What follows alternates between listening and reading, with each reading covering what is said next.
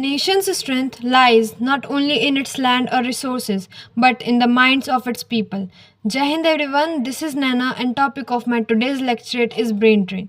Brain drain means the migration of educated and skilled people from their home country to foreign nations in search of better opportunities. This includes doctors, engineers, researchers, scientists, and even students.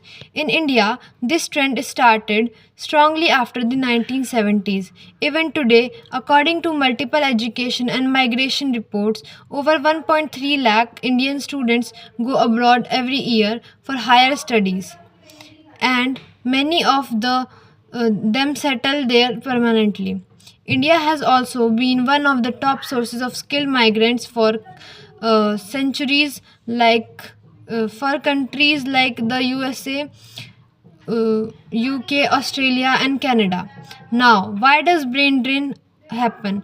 The main reasons are better salaries, advanced research facilities, higher living standards, and smoother career growth abroad. Sometimes domestic challenges like limited research funding, slow job promotion, or lack of innovation ecosystem also push talent to leave. Brain drain has serious effects.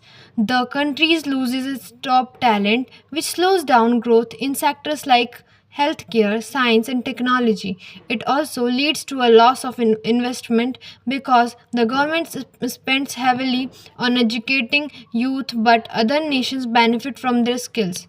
But all hope is not lost. In recent years, reverse brain drain has also started. Many skilled Indians are returning because of Make in India, Startup India, Digital India, and increased opportunities in sectors like space, IT, defense, and renewable energy. Organizations like ISRO, DRDO, IITs, and new global companies in India are motivating youth to build careers here. To stop brain drain, India must continue improving research facilities, innovation culture, job opportunities, and merit based growth so that our talented youth see a bright future within the country.